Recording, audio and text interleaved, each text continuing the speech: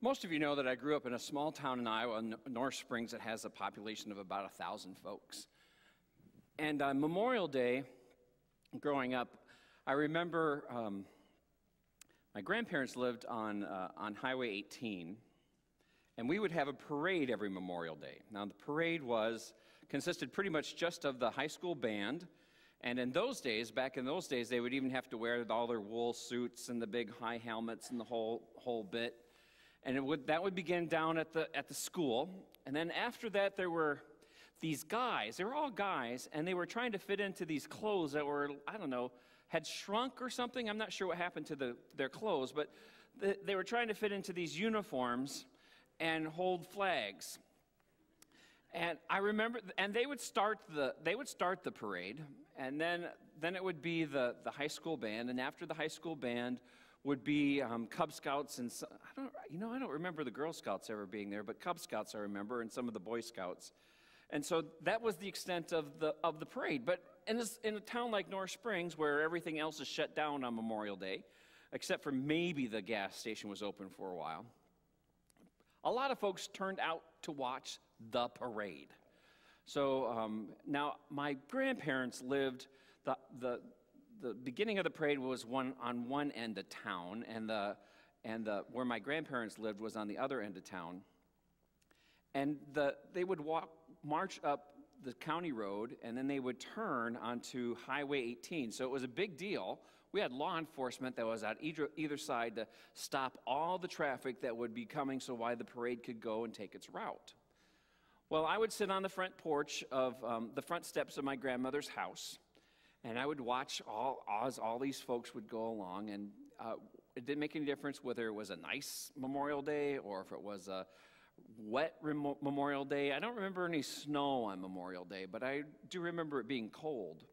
But I remember them marching, going past. And when I got a little bit older, I was allowed to go ahead and follow the rest of the parade. You see, after my grandparents lived about a block from the cemetery, and so they would turn the corner, the parade would turn the corner, and I was walking in the back with a lot of other folks, and I would walk behind there. And once the band hit the gates of the cemetery, there would be no more music, just the drums. And they would march through the cemetery.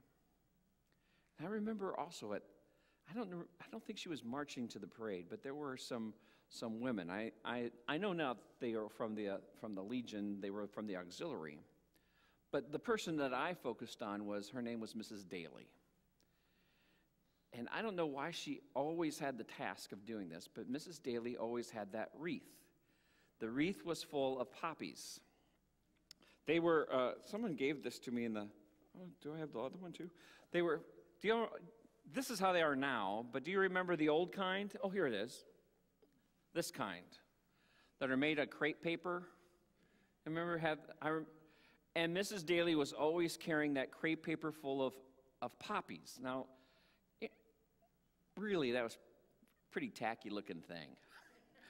If you really have to, really, it was a styrofoam wreath with a bunch of these kind of hung. But for Mrs. Daly,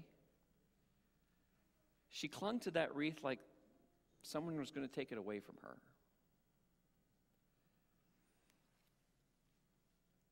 So we'd get into the cemetery, and those guys in the ill-fitting uniforms would be standing there with the flags. Some pastor would give a prayer, and then somebody would get up and give what seemed like to be a talk that lasted forever. It was probably only 5 or 10 minutes tops. And then I remember the guns. And from there'd be taps. When I was a kid, there would be one person who was standing there close to all of us.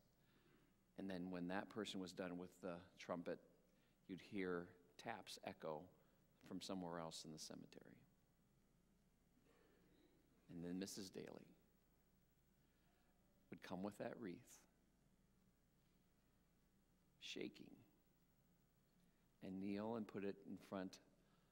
We had a little cannon, and she would put it there. And she would stand up and wipe tears from her eye every single year. From there, we'd leave. Now, I really didn't understand much about what Memorial Day was. I knew that people were out there by graves, and they were putting different kinds of flowers on the grave. I would remember my mother saying how wrong it was for people to put artificial stuff out there, and how other people would say that they needed to do that, and on I would hear those kinds of things, but I never really got to hear what Memorial Day was about. Anyone ever watched this movie called Saving Private Ryan? It's a movie that was made back in 1998. It stars Tom Hanks and Matt Damon. And it's a movie that I remember watching it with. It's the first time, really, that I ever saw what I would consider to be real combat. There are lots of movies that are made about all kinds of wars, and I had watched some of those kinds of things, and with differentiating opinion. But this movie, just the beginning of that movie starts with about 40 minutes of the Allies invading Normandy Beach. And it's a breathtaking experience to watch that. If you haven't had a chance and you have the gumption to be able to watch that kind of movie, it is very graphic, but it helped me understand a little bit more about what was going on in that cemetery and why Mrs. Daly might have been crying. The passage today comes to us from Paul. He is writing to his friend Timothy. Timothy is his protege, his young protege. Paul is in prison. We believe that he's in prison in Rome. It's the most likely place for him to be in prison at. When we think about prisons, we think about people being in these cells with bars in front of them, and a little cot there and a little toilet in the back that everybody can see you on, and all that kind of stuff. But a prison in Rome would have been quite different. The prisons in Rome were below ground. And so if you were going to go to a prison and you try to find Paul's prison in the streets of Rome, you'll find that it's off the beaten path. And you have to go into this back part of some of the city streets, and you'll find that the prisoners are underneath the road. And Paul is sitting, so it's dark, other than there's a grate above it. So from that grate, you can see a little patch of sky. But other than that, we don't know much about what's in that prison. We just know that Paul's been there, and we can suspect that he's been there for a while. He's being held because of his mission to carry forth the gospel. And so he's writing his last will and testament, so to speak, to his young protege, Timothy. And you'll notice if you read that letter, it won't take you very long if you read it this afternoon. If you read that letter, you'll find that he's not asking for things for him. There's a couple things he does. He asks Timothy to please have someone bring him his scrolls, which means he's asking for someone to bring him what we would call the Bible. So he's asking for that. He's also asking, does someone bring his cloak, his coat? It's probably colder and danker down there for sure. Those are the things that he asks for. Most of all, what he's asking for Timothy is what we read up today, Willie read for us today, about encouraging Timothy to stay on the mission. Like a good soldier, do not be distracted, but stay focused on what you are called to do. Over and over, Paul is writing that in the midst of his hardship, he is not complaining about his hardship. And if anything, he's saying we are called to endure hardship. Instead, he is saying stay focused on the mission. If you watch Saving Private Ryan, you'll find that although that first scene of all those folks coming out of those, I don't know what those were called. I called them tanks that float. I'm not sure what they were called, but you got to see some shots of those folks who are inside that tanker, and then the gate would fold open like this, and all the folks were supposed to go out, and they were supposed to be ready to take fire and to hit any enemy that they could so they could take the beach. The mission was to take the beach of Normandy.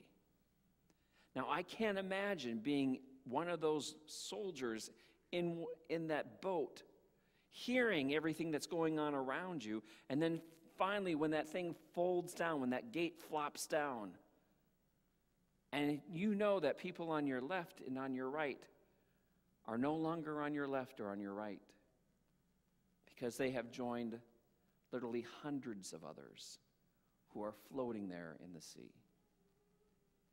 You look down to see that it is not blue or green or even brown, but the waters are red with blood. You hear artillery all around you. Your mission is to take the beach. You can hear your commander in the back to go forward, to take the beach over and over. You hear the mission sounding in your head. For this movie, there is a captain. His name is John Miller. And he is given a mission that is beyond just taking the beach. His mission is given to someone because I remember the scene very vividly. There's this lady who's typing, and her job is to type all the notices to families who have lost somebody in the war. And she has typed this family's name more than once, and she remembers it. So she looks through and she sees that this letter that she is typing is not the first or the second, but the third letter that she has sent to this family in just a few short months. And so she goes to her commanding officer and tells him of the situation, and he goes to a commanding officer, and basically what they are trying to do is to bring the one last son home, James Patrick Ryan. And it becomes the mission for Captain John Miller and some others as they are there in Normandy. Now, John Miller finds very little about Private Ryan. They know that he was a paratrooper. They know that he was dropped, I forget, over by Belgium, I think is what they said, but they have no idea of the success of that mission. They have no idea if he's still alive, and they have no idea, more importantly, really where he is at all. But his mission is to find Private Ryan and to get him home.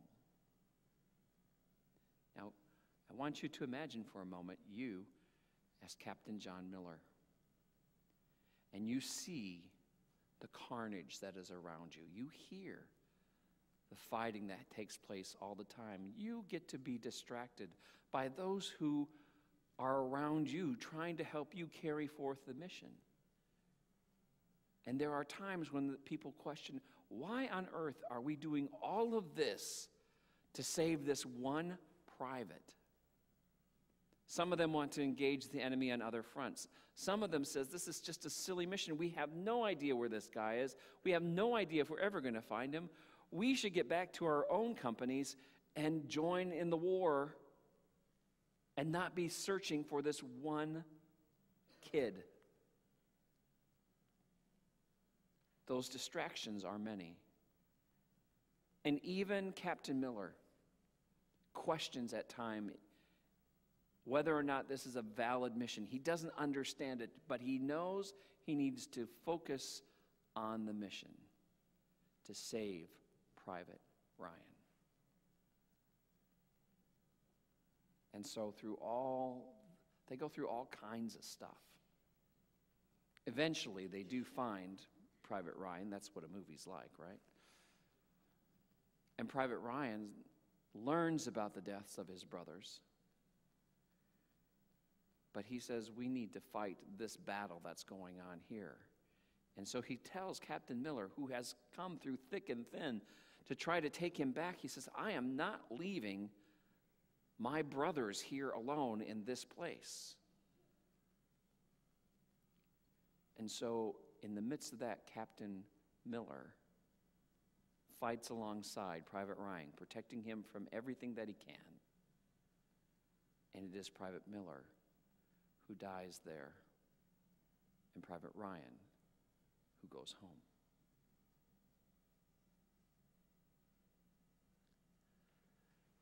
When we read what Paul is saying to us as Christians, what he is saying to Timothy is to focus on the mission. Timothy is a young pastor. And Paul has worked with him, but I don't know for how long. And Timothy is being told to go and pastor some of these churches. And from a dungeon cell, Paul is looking up and he is saying, we will suffer for the gospel, but in the end, all things through Jesus Christ will prevail. He focused on the mission, and he called Timothy to do the same. Now, I believe that Lulu Daly, when she was holding that wreath of poppies, I came to understand what those poppies meant. That they somehow represented of those people, those men and women who had sacrificed their life in order that I would live in a nation that is free. And the tears that she wept, and I still have no idea if one of those poppies on that wreath represented her husband, a brother, her father, an uncle. I never met Mr. Daly. But as she wiped her eyes, I knew that there was some strong connection about why that wreath meant so much to her. She knew it was a sacrifice for those persons that she loved to give up their life so that we might live in a free place. And for as important as that is to us as a nation, for us as Christians, we hold on to the cross because Jesus gave his life up for us, a sacrifice, so that we might be free. To some extent, I think that's why we as a nation could get through some of those wars. Because although we have a nation that's full of a number of faiths, for the Christian fighting in that, they understood sacrifice. Not to say that other faith traditions don't, but we knew what it meant to have someone love us so much that they would give up their life for freedom.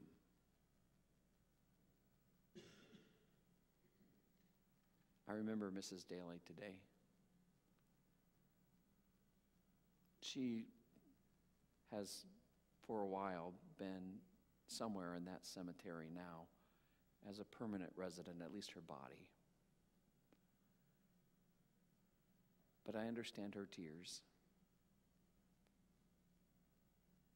And the call is the same. Focus on the mission. Our mission as Christians, my friends, is to continue to tell and to show the grace of Jesus Christ in the world that we live. It may be a world like Normandy, where things are constantly going on and you feel like you're in constant battle. It may be a world that is closer to North Springs, where it seems like everything goes on every single day in the same kind of way. But my hunch is that all of us, like Paul, have experienced that time in the prison cell where you long to be free. So look up. Look up at that patch of sky and focus on the mission to spread the grace of Jesus Christ to all that you know. Amen. I invite us to join together and sing.